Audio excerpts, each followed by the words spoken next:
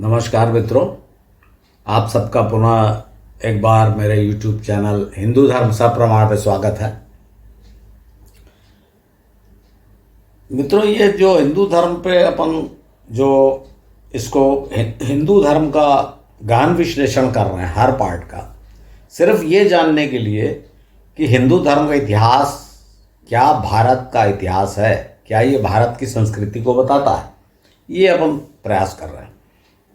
और लगभग ये 150 एपिसोड होने जा रहे हैं और इसमें हर विषय को, धर्म के हर भाग को हम टच करने का प्रयास कर रहे हैं। इसमें जैसा कि आपको पता है, मैं आपको लगभग जो 5 धर्मों को बताया था। पहले तो आपको इतिहास बताया कि भाई भारत भूमि पे कहाँ से लोग आए जो ये हिंदू धर्म को मानने वाले हैं, उत्तर से आए, दक्षिण से आए, सब बताया आपको।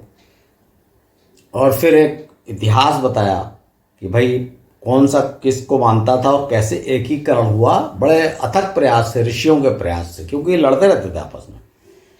तो अथक प्रयास से आज का वर्तमान हिंदू धर्म आया, 5 जो प्रमुख पंथों के मिश्रण से, एकीकरण से। तो ये 5 पंथों के बारे में मैं आपको बताया हूँ। आपको मैंने ब्रह्मा और मनु के बारे में बताया, भगवान विष्णु और उनके अवतारों के बारे में बताया, रुद्र के बारे में बताया, शिवलिंग के बारे में बताया, घोरियों के बारे में बताया। अब देवियों के जो चल रहा है, देवियों के बारे में, कि ये जो शाक्त पंथ को मानने वाले थे, देवी पूजक, इनको कैसे इसमें मिलाया गया, वो मैंने आपको बताया। अब आज मित्रों, मैं इस खंड का आखिरी मतलब समझ लीजिए कि 2 एपिसोड और होंगे, जिसके बाद मैं इसको समाप्त करके ये जो 5 पंथों के जो कैसे आया, देखिए मैं इसमें सभी तीर्थों का कहाँ है, जैसे 12 ज्योतिर्लिंग, 51 शक्तिपीठ, इनकी चर्चा नहीं किया हूँ। मैंने आपको सिर्फ ये बताया है कि कैसे एकीकरण हुआ, कौन कहाँ से गया। जैसे रुद्र कैलाश पर्वत से लेके नीचे तक कन्याकुमारी तक पहुँचे, विष्णु और उनके अवतार कहाँ हुए, कौन हुए, मनु कितने हुए, मनु स्वयंभू मनु क्यों कहा जाता है, इन सब चीज़ों को बताया आपको। शिवलिंग क्या है, अघोर पंथ कैसे प्रारंभ हुआ, और देवी का प्रारंभ क्या है, देवी किनको कहा गया, ये आपको मैंने बताया। अब आज मैं आपको 2-3 अब ऐसे जो आप, अब ये देवियाँ कौन है, जैसे मैंने आपको बताया था देवियों के बारे में कि देवी पुराण के अनुसार जो आदि शक्ति हैं, पराम्बा जिनको कहा गया, भगवती, उनके जो 3 अंशों को ब्रह्मा विष्णु महेश को दिया गया, जिससे उनको मतलब शक्ति मिली। शक्ति है ये, शक्ति के उपासक कहा गया मैंने, शाक्त इसलिए इनको कहा गया। तो इनको तीनों को अपने अंश दिया जो उनकी शक्ति हुई, ये मैंने आपको बताया। तो भारत में आप देखेंगे तो जितने देवी के मंदिर हैं वो इन 3 जो है, महालक्ष्मी, महासरस्वती और महाकाली, या ऐसा कह सकते हैं आप इसको कि ब्रह्मा विष्णु महेश से संबंधित जो देवियां हैं और उनके मंदिर हैं, जितने भी देखेंगे। तो अभी तो मैं मंदिर नहीं बता रहा हूँ, देखिएगा बाद में मैं आपको बताऊंगा जब तीर्थों का वर्णन करूंगा कि भाई कौन सा तीर्थ। मैं देखिए धार्मिक भाव से नहीं कर रहा हूँ, मेरा जो प्रमुख उद्देश्य इतिहास बताने का। तो तीर्थ मैं आपको ये बताऊंगा कि भैया यहाँ क्या घटना घटी, हुआ क्या था, और ये तीर्थ कैसे बने। लेकिन वो बात की बात है। अब मैं आपको ऐसी 2-3 देवियां बताऊंगा कि जो या तो इन जो 3 हैं इनसे संबंधित नहीं है, या इनसे तो संबंधित है तो किससे संबंधित है ये आपको नहीं पता, मिक्स कंफ्यूजन है। और ये बड़े प्रसिद्ध तीर्थ हैं, ये कोई छोटे मोटे तीर्थ नहीं है। देवी के जो सबसे बड़े तीर्थों में आते हैं ये, जहां पर ये कंफ्यूजन है कि कौन सी देवी। तो उनको मैं आपको जस्ट थोड़ा बताना चाहता हूँ, क्योंकि इतिहास अपन खोज रहे हैं तो ये देखना है भाई ये देवी कौन सी। ये प्रश्न इसलिए उठा कि जैसे मैंने आपको बताया था बद्रीनाथ, तो भाई बद्रीनाथ कौन है, तो वो फिर मैंने आपको पूरा बताया कि भाई ये नारायण को कहा गया। उसी प्रकार से आइए हम आज का जो विषय है इसमें सबसे पहले हमें बहुत ही प्रसिद्ध देवी हैं उत्तर में, जिन्हें वैष्णव देवी कहा गया। और आपको पता है कि लोगों की बड़ी, हिंदुओं की बड़ी इच्छा रहती है जब देवी के तीर्थ करने में। दो चार जो प्रसिद्ध देवी हैं, जैसे वैष्णव देवी हैं, कामाख्या देवी हैं, इस तरह से। तो आपको मैं बता चुका हूँ कि कामाख्या देवी, पीताम्बरा पीठ, तारापीठ, मीनाक्षी टेम्पल, ये सब तो शैव तीर्थ हैं, मतलब जो रुद्र की पत्नियों से संबंधित तीर्थ हैं। लेकिन वैष्णो देवी में ये प्रॉब्लम, ये समस्या है, ये है कौन। देखिए मैं आपको एक एक करके ये बताने का प्रयास करूंगा कि कहा क्या जाता है, वास्तविकता क्या है, हुआ क्या था। देखिए एग्जैक्ट तो आपको कई बार बता चुका हूँ कि हजारों वर्ष बीत चुके, एग्जैक्ट नहीं बताया जा सकता। वो भी खास करके इसलिए कि जो पुराण लिखे गए हैं, इसको मैं बार बार बोल रहा हूँ कि वास्तविक घटनाओं के हजारों साल बाद लिखे गए। जैसे ये देवी पुराण जिसकी मैं इस बार अभी चर्चा कर रहा हूँ, देवी पुराण में ही घटनाओं के बहुत बाद में लिखा गया। इसलिए आपको, जैसे ये देवी पुराण में मैं आपको एक दो चीज़ बता देता हूँ जिससे आपको समझ में आ जाएगा मैं क्यों बार बार बोल रहा हूँ। आपने सुना होगा कि शिव पुराण में देवी के 51 शक्तिपीठ कहा गया। जब सती अपने पिता के यज्ञ में उन्होंने अपनी आहुति दे दी, तो वो भगवान विष्णु, जो कहानी आपको पता है कि वो उनके चक्र से काटते गए, तो 51 स्थान पर गिरे उनके शरीर के अंग, 51। लेकिन देवी पुराण में 108 कहा गया है। तो जब इसको आप देखेंगे नाम, वो मेरे को चूंकि इतिहास में नहीं आता इसलिए मैं उसको नहीं बता रहा हूँ। ये 108 बार बार मैंने ये सुना था कि देवी पुराण में तो 108 शक्तिपीठ कहे गए, लेकिन जब मैंने इसको पढ़ना शुरू किया, आपको उदाहरण के लिए मैं एक दो श्लोक ये देखिए दिखा देता हूँ। इसमें राधा को, देवकी को, सीता को, इनको भी मतलब क्या बोलेंगे, देवी कहकर इनके स्थान को शक्तिपीठ कहा गया। तो ऐसे तो 108 क्या, हजारों होना चाहिए। मतलब अभी देखिए, अब राधा हो या सीता हो, देवकी हो, देखने की बात इसमें यह है कि वो सती से संबंधित नहीं हुए या रुद्र से संबंधित नहीं हुए। ये मुख्य बात है जो मैं बता रहा हूं। तो इस तरह से ये 108 है।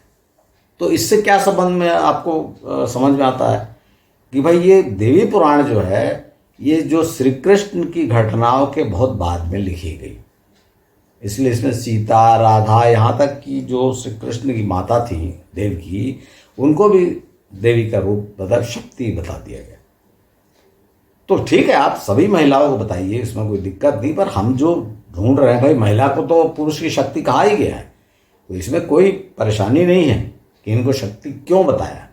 लेकिन हम जो देख रहे हैं कि भाई जो 51 बताए गए थे, तो ये 108 है क्या वो स्थान, तो वो नहीं है। सिर्फ बताने का अर्थ ये। तो अब जो हमने आज का विषय उठाया है वैष्णो देवी के बारे में, उसको देखिए आप। वैष्णो देवी देखिए नाम से स्पष्ट है, वैष्णो देवी है, शैव देवी तो है ही नहीं, तो ये तो वैष्णो देवी।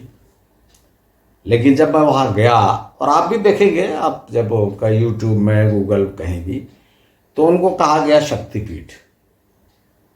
देवी का जो शरीर का अंग जो है, गंड स्थान, जो कनपटी कहा जाता है, वो वहां गिरी थी, ऐसा कहा जाता है।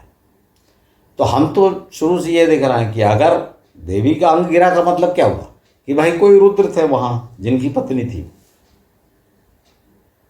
हमने जो अर्थ निकाला है वो यही है कि भाई इसका मतलब यहां भी कोई रुद्र थे। लेकिन फिर मित्रों समस्या ये आएगी कि फिर वैष्णो देवी क्यों कहा गया। वैष्णो देवी तो विष्णु से संबंधित हो गई। तो आइए मैं आपको एक कहानी सुनाता हूं। कहानी इस प्रकार, जो कई जगह आप जहाँ भी पढ़ेंगे ना आप भगवान वैष्णो देवी तीर्थ के बारे में, तो ये कहानी आपको सुनने में, इसमें थोड़ा बहुत चेंज है इधर उधर, लेकिन आप मुख्य रूप से कहानी वही है। और इसलिए इनको कहा गया दुर्गा का या देवी का भी स्थान कहा गया। वो क्यों कहा कि मैं आपको बताता हूँ, और फिर पुराणों में आगे क्या वर्णन है वो भी बताऊंगा। पर पहले आप ये कहानी देखिए क्या है। कहानी इस प्रकार है कि आज से केवल 700 साल पहले, अब देख लीजिए आप, कहाँ हजारों साल पुरानी घटनाओं वर्णन हो रहा था, यहाँ केवल 700 या 700 से थोड़ा अधिक। एक जो कटरा है, जो वैष्णो देवी तीर्थ तो आपको पता है ना, कटरा जो जाते हैं, जम्मू में कटरा है, कटरा शहर है, और कटरा शहर से चढ़ाई शुरू होती है और 12-13 किलोमीटर पे भवन करके वो स्थान आता है। मतलब कटरा से जैसे जाएंगे जहाँ चढ़ाई शुरू होती है, वहाँ बाण गंगा करके एक स्थान आता है। वहाँ बताया जाएगा कि भाई यहाँ देवी ने अपने बाल धोए। फिर थोड़ा ऊपर जाएंगे तो चरण पादुका, जहाँ पलट के देवी ने देखा वो जो भैरवनाथ। मैं आपको पहले इसलिए कहानी सुना देता हूँ, तब आपको ये बात समझ में आएगी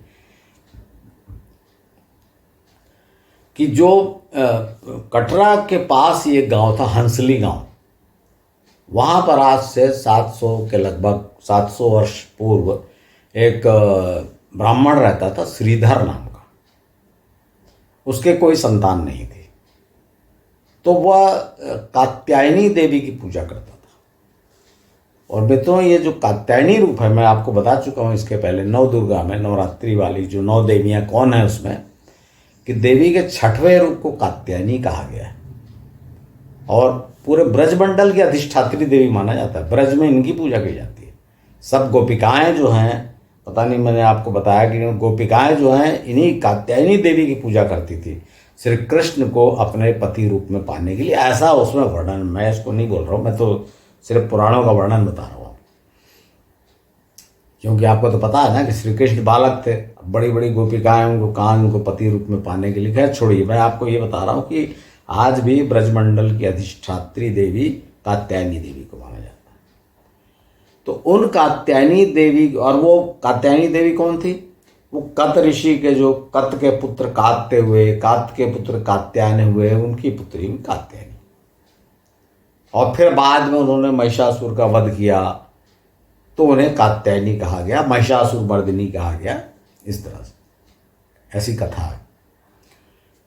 तो जब वो श्रीधर जो पंडित थे, वो कात्यायनी देवी की पूजा करते और उनके कोई संतान नहीं थी, तो उन्होंने देवी की कृपा से उनके एक संतान हुई, एक कन्या। तो उनको, उस कन्या को उन्होंने, ऐसा कई जगह वर्णन है कि उन्होंने देवी से स्वयं अपनी पुत्री के रूप में जन्म लेने का अनुरोध किया, प्रार्थना की। तो उनकी कन्या को कात्यायनी का अवतार माना गया। ये तो एक कहानी। दूसरी कहानी है कि एक बार वो, उनको देवी के बड़े भक्त थे, तो नव दुर्गा में उनको भंडारा करना था। तो कैसे करेंगे, वो बहुत बड़े आदमी तो थे नहीं, तो वो बड़े चिंता में थे कि मैंने भंडारा का आयोजन, नवरात्रि उपवास रखा हूँ, भंडारा करना है, कैसे करूँ। तो वो एक छोटी सी कन्या आई और वो सबको परसने लगी, इस टाइप की। ये 2 अलग अलग कहानी है। एक छोटी सी कन्या आई और वो सबको भोजन परसने लगी और सबको पर्याप्त हो गया। और दूसरी ये है कि भाई वो कन्या ने उनके घर में जन्म लिया और वो वहाँ पर वो परसने लगी भंडारे में, और उस कन्या का नाम रखा गया वैष्णवी। इस बात को आप ध्यान दीजिएगा, उस कन्या का नाम रखा गया वैष्णवी। और उस कन्या के पीछे एक भैरवनाथ करके एक साधु, दुष्ट व्यक्ति जैसा भी समझ लीजिए, वो उसके पीछे पड़ गया। जब कन्या थोड़ी बड़ी हुई तो उसके पीछे पड़ गया। तो उसके जब अपन तीर्थ पे ऊपर जाते हैं, चढ़ाई शुरू करते हैं, तो शुरू में ही बाण गंगा आती है। तो यहाँ पर वो जब अपने केश धो रही थी, तो वो भैरवनाथ आ गया और पीछे पड़ गया। तो देवी भैरवनाथ से पीछा छुड़ाने के लिए वो कन्या बालिका ऊपर चढ़ने लगी पहाड़ों पे। और ऊपर जाते हुए जहाँ से पलट के देखी उसको चरण पादुका, फिर एक जगह गुफा में छिप गई जब गुफा में, तो भी भैरवनाथ ने पीछा नहीं छोड़ा। और वो फिर इस बीच बीच में और कहानी है कि हनुमान जी ने रोका पर वो नहीं रुका, इस टाइप का। तो वो जब वो भैरवनाथ पीछा करते गुफा पहुंच गया और घुसने लगा, तो देवी दूसरे तरफ से निकल के और ऊपर चली गई। इस स्थान को कहा जाता है आदि कुमारी। अब ये स्थान थोड़ा सा हट के है, मतलब जो अब जो चढ़ाई बनी है, सीढ़ियाँ बनी है, उसमें आदि कुमारी तो छूट जाता है, और रोपवे वगैरह भी जो जाते हैं उसमें ये छूट जाता है। पर पुराना रास्ता है उसमें आदि कुमारी होके जाना पड़ता है।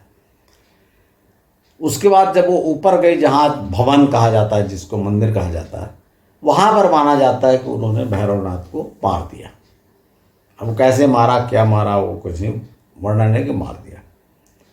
और मारा ऐसा मारा कि उसका जो सिर कट के वहाँ से 3 किलोमीटर ऊपर और ऊंचाई पर, भैरव घाटी कहा जाता है, वो वहाँ पर जाके गिरा। वहाँ भी एक भैरव का मंदिर है। तो ये तो कथा हो गई मित्रों। लेकिन ये कथा मैंने आपको इसलिए सुनाई कि चूंकि ये वैष्णवी नाम की कन्या से संबंधित है, इसलिए वैष्णो देवी इसको तीर्थ नाम पड़ा, और वो इसलिए कि उसने भैरवनाथ को मार दिया। अब ये तो हो गई कहानी। लेकिन अब जब इनको पता लगा, श्रीधर को, कि भाई मेरी कन्या कहाँ चलेगी, तो पता लगा कि भाई वो पहाड़ पे चढ़ रही थी और वो भैरवनाथ पीछा कर रहा था। तो खोजते खोजते वो जो है श्रीधर पंडित खोजते खोजते इन वर्तमान जो गुफा है, जो वैष्णो देवी की गुफा जिसके अंदर में मूर्ति है, वो लोग दर्शन करने जाते हैं, तो वो वहाँ पहुँचा, जो भवन करके जो आजकल कहा जाता है वहाँ। तो जब वहाँ वो पहुँचा, उसने मतलब माना जाता है कि उसने मैंने आज से केवल 700 वर्ष पूर्व इन गुफाओं की खोज की। तो ये तो वो कहानी हो गई कि भाई आज की वर्तमान में ये पूजा कब से स्टार्ट हुई, तो ये भाई 700 साल पहले स्टार्ट। ये वैसे ही कहानी है जैसे कि अमरनाथ की आपने सुना होगा, केवल 150-200 साल पहले एक मुस्लिम गडरिये ने अमरनाथ की गुफा खोजी। और हमारे पुराणों में जो वो कहानी थी शिव पार्वती वाली, अमर कथा सुनाने वाली, तो सबने ये माना कि भाई ये वो गुफा है जहाँ अमर कथा सुनाई गई थी। तो वैसे ही जब श्रीधर पंडित ने इसको खोजा गुफा को, कि ये लड़की का पीछा करते हुए, तो उनको वहाँ पे 3 पिंडियाँ दिखी। देखिए आपको मैं कितनी चीज़ें बता दिया। भाई कात्यायनी का अवतार थी, इसलिए देवी का बता वहाँ पर माना गया। कपाल का गिरा था करके कनपटी का। वैष्णवी नाम था इसलिए वैष्णो देवी कहा गया। अब ये तीसरा सुनिए। तो जब वो गए श्रीधर पंडित, तो वहाँ पर एक 5 फीट की चट्टान है, उसके ऊपर 3 ऐसे उठे हुए भाग, जिनको पिंडिया कहा गया है। ये पिंडी वाला चक्कर बहुत जगह है हिंदू तीर्थों में। तो इन 3 पिंडियों को महासरस्वती, महालक्ष्मी और महाकाली कहा गया। अब देखिए यहाँ पे तीनों आ गए। आज जो आप वैष्णो देवी दर्शन करने जाते हो, वहाँ पर आप क्या देखते हो? ये 3 पिंडियाँ देखते हो, जो महासरस्वती, महालक्ष्मी, बीच वाली महालक्ष्मी और फिर महाकाली, अर्थात जो आदिशक्ति हैं, परम्बा, जगदम्बा, उनके जो 3 अंश ब्रह्मा विष्णु महेश को दिए गए, वो 3 इनको माना गया।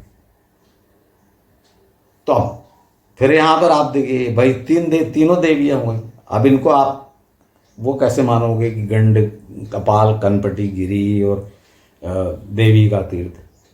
अच्छा, वैष्णो देवी का सिर्फ नाम, वैष्णो देवी का तो कोई पता नहीं। जब आप इनको महालक्ष्मी, महासरस्वती और महाकाली माने और तीनों को सम्मिलित रूप से आप वैष्णो देवी तीर्थ का नाम आप बोल रहे हो, तो ये तो वैष्णो देवी का कोई वो नहीं हुआ। तो आपको मैं ये बता रहा हूँ कि ये वैष्णो देवी नाम है, पर वहाँ पर तीनों देवियों का स्थान दिखाया गया है। जो आप देखने जाते हो प्रसिद्ध, जो पुजारी और नहीं देखने गए हैं वो देख लीजिए। इसमें टीवी में प्रतिदिन वैष्णो देवी की आरती सवेरे शाम आती है, उसमें देखिए आप 3 पिंडी बनी हुई। तो अब सवाल ये उठता है कि भाई ये अगर केवल क्या ये तीर्थ केवल 700 साल पहले स्टार्ट हुआ बस, कि भाई श्रीधर पंडित गया, खोजा, 3 पिंडियाँ हैं और चालू हो गया। तो इसको जब हम देखना शुरू करते हैं कि भाई इसका प्राचीन इतिहास क्या है, तो जब देखा मित्रों मैंने, तो जो श्रीमद् भागवत में ही वर्णन है, जब युद्ध के पहले श्री कृष्ण जो है, वो आपको मैं एक बार बता चुका हूँ पिछले एपिसोड में कि भाई श्री कृष्ण और राम तो बाद में हुए, देवी पूजन तो पहले से स्टार्ट हुआ था। बल्कि राम और कृष्ण के तो जीवन में देवी का उल्लेख है।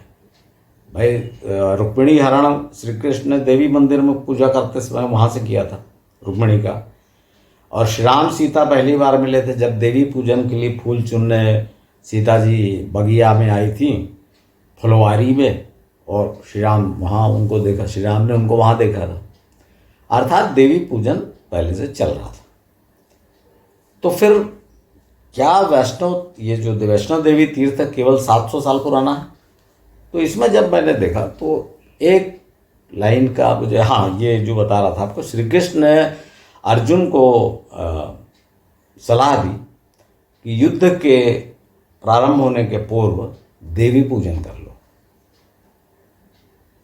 है ना। आपको याद होगा कि श्री राम, जब मैं बता चुका हूँ श्री राम वाले एपिसोड्स में, कि जब वो समुद्र तट पर पहुँचे श्री राम, तो वो स्थान ये नहीं था जो जहाँ से पुल बनाया, ये जो आपका धनुषकोटि वाला, वो नहीं था। वो स्थान कहा जाता है देवी पत्तन। क्यों कहा जाता है? क्योंकि वहाँ पे श्री राम ने समुद्र तट पे पहुँच के देवी की पूजा की थी। और ये तो बात की बात है, जो रामेश्वरम, जो शिवलिंग की स्थापना की है सब, तो अर्थात देवी का महत्व था और बहुत ज़्यादा था। तो श्री कृष्ण ने अर्जुन को सलाह दी कि युद्ध प्रारंभ करने से पूर्व देवी पूजन कर लो। तो एक लाइन का ये देखिए कि अर्जुन ने क्या कहा, एक लाइन। इसका अर्थ है कि अर्जुन ने कहा कि हे जम्बू के पहाड़ों की ढलान पर रहने वाली माता, इस बात को आप ध्यान दीजिए, हे जम्बू के पहाड़ की ढलानों पर रहने वाली माता। अब देखिए, तो श्लोक लिखा, अब इसमें आप, हो सकता है आपके मन में यह शंका उठे कि भाई फिर ये वैष्णो देवी का वर्णन कैसे हुआ। तो इसमें देखिए कैसे हुआ, पहाड़ों की ढलानों पर। एक तो ये बात हो गई, भाई वो लगातार आप चढ़ाई चढ़ के वहाँ जा रहे हो, चढ़ाई पे रही है, उसके आगे भी चढ़ाई है, भैरव घाटी। एक तो ये बात हो गई। दूसरी बात, ये वैष्णव देवी तीर्थ कहाँ है? वैष्णव तीर्थ कहाँ है वैष्णव देवी? ये है जम्मू में। तो जम्बू जम्बू, जो भारत का भी जो नाम आप देखेंगे ना पुराणों में, जम्बू द्वीप है, भरत खंडे, भाई जम्बू द्वीप ना, भाई जब आर्य आप हिमालय तरफ से आए, मैं बता चुका हूँ कि ऊपर से आर्यों का एक ग्रुप आया और पश्चिम से, मतलब ईरान से बलूचिस्तान होते हुए, इनको मानव कहा गया, वो देवता रहे, इस टाइप का जो मैं आपको बता चुका हूँ। तो जम्बू का अर्थ है जम्मू। आप पूरे भारत में एक स्थान है जिसे जम्मू कहा जाता है, और वहाँ वैष्णो देवी तीर्थ। कहने का अर्थ यह है कि श्रीमद् भागवत अर्जुन श्री कृष्ण के काल में भी ये तीर्थ था। अब कौन सी देवी थी नहीं है, उन्होंने उस देवी की उपासना की थी जो वहाँ पे इन गुफाओं में जम्मू में पहाड़ों की ढलानों पर थी। देवी कौन सी थी ये नहीं पता। तो लेकिन वो, यानी कहने का अर्थ ये है कि इन गुफाओं में देवी पूजन लोग मानते थे कि भाई यहाँ देवी का वास है।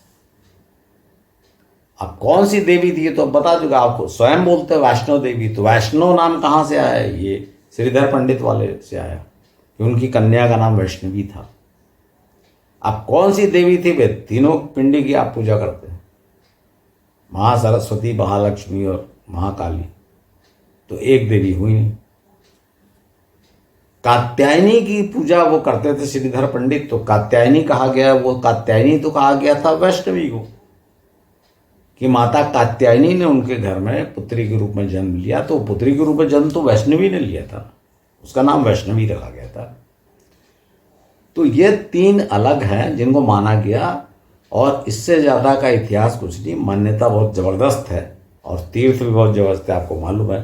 और अब तो कटरा, दिल्ली से कटरा तक ट्रेन है, पहले सिर्फ जम्मू तक जाती थी और वहाँ से आपको बाई रोड टैक्सी से या बस से जाना पड़ता था कटरा तक, और कटरा से चढ़ाई प्रारंभ होती थी। और चढ़ाई में भी बड़ी सुविधाएं हो गई, बड़ी अच्छी चौड़ी सीढ़ियाँ बन गई हैं, रोप वे बन गया, बीच बीच में वो चलाते हैं बैटरी कार, एक आध बार एक्सीडेंट हो गया तो बंद हो जाती है। इस तरह से बहुत सारी है। हेलीकॉप्टर है, हेलीकॉप्टर यात्रा, हेलीकॉप्टर से भी चले जाते हैं, वो सांझी छत करके जगह वहाँ तक जाते हैं। तो ऐसे बहुत से, और सुविधाएं बढ़ती जा रही। मैं ऐसा नहीं, मैं तो आपको अपना अनुभव बता रहा हूँ, और उसके बाद सुविधाएं बढ़ती जा रही हैं, तो बड़ा सरल होती जा रही है तीर्थ यात्रा, और बड़ा मनोरम स्थान तो है ही है। और जब आप वहाँ जाते हो, ये बात हमेशा याद रखना मित्रों, मैं आपको इतिहास बता रहा हूँ, लेकिन मैं आपको ये नहीं बता रहा हूँ कि यहाँ कुछ नहीं हुआ था और ये आदमी घूमने आया और वो लड़की आ गई।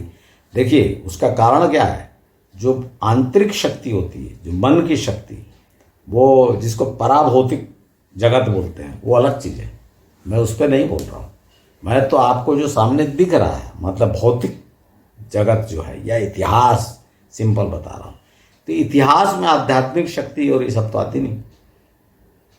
इसलिए जब आप जो जो प्रसिद्ध आध्यात्मिक केंद्रों में पहुंच के आपको जो अनुभव होगा, वो मैं तो आपको नहीं बता सकता, वो तो आपको स्वयं देखना पड़ेगा कि होता है कि नहीं होता ऐसा जाके। जब लाखों लोग जाते हैं वहाँ पे और उनको कुछ फ़ायदा होता होगा, और नहीं तो ये फ़ायदा तो होता ही है कि सुख शांति मिलती है और बड़ा आनंद प्राप्त होता है कि भाई हमें बड़े कठिन यात्रा करके आए हैं, तो ये सब तो है ही। तो आपको मैं ये बताना चाह रहा था, जो बताने का उद्देश्य था, कि ये जो 3 प्रमुख शक्तियाँ थी, महालक्ष्मी, महासरस्वती और महाकाली, ये तीनों को वहाँ पर आप मान रहे हो, तो एक का तो स्थान हुआ नहीं। अब अगर आप इसको कात्यायनी का स्थान मानोगे तो नाम वैष्णो देवी बोल रहे हैं। तो इसी कारण से मित्रों मैंने इस तीर्थ की चर्चा की आपसे, और मेरा कोई दूसरा उद्देश्य नहीं है, क्योंकि ये बड़ा प्रसिद्ध तीर्थ है।